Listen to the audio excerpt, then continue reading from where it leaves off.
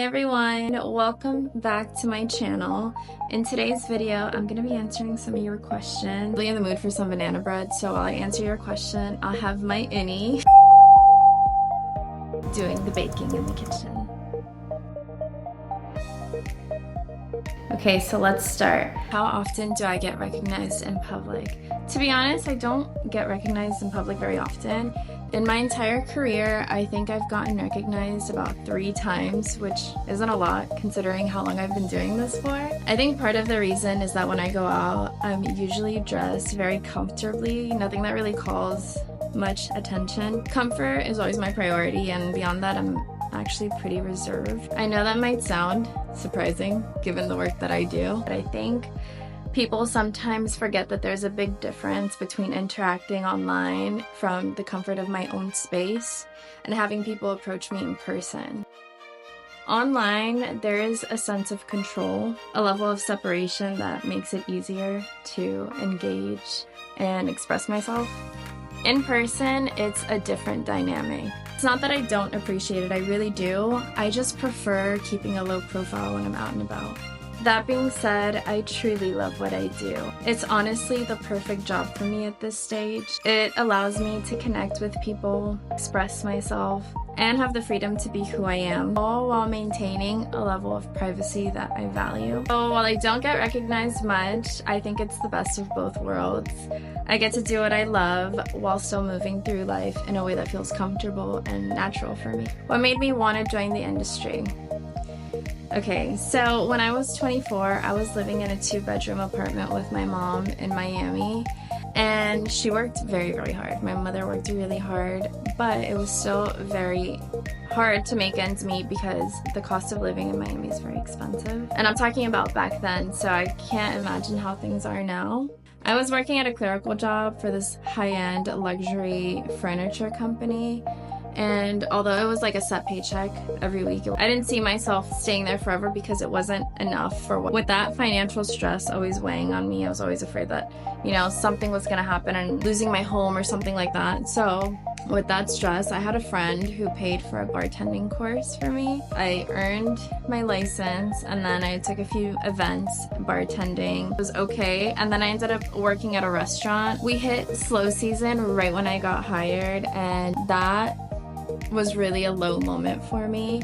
I felt like no matter what I tried, I couldn't catch a break. I was scared, I was frustrated, and I was really, really desperate for stability. And that's when I made the decision to sign up for an adult agency. It really felt like a last resort at the time, but things moved really quickly. It did not take long for me to get a call. I booked my first scene, and when I received that first check, I remember feeling an overwhelming sense of relief. For the first time in a really long time, I knew I could cover my rent, and that moment really changed everything for me, and it kickstarted my career. Would I have made the same choices under different circumstances? I guess we'll never know. Where do you see yourself in 5 years? In 5 years, I see myself living a life that's full of love, success, genuine happiness. I imagine having a few dogs running around, maybe even a baby or 2, who knows. I see myself creating memories with my family and feeling more connected to them than ever. Career-wise, I want to have turned my dreams into reality, launching the businesses that I've dreamt about, I've been envisioning and building. But most of all, I want to be genuinely happy with the life that I built and the person that I've become. What do you like to do in your spare time? In my spare time, I love being outside, surrounded by nature. I also love dancing my body freely. I once learned that moving your hips releases negative energy, and ever since I learned that, I have felt in love with dancing even more. First of all, it's not just a physical workout, it's also, I feel like it helps my soul.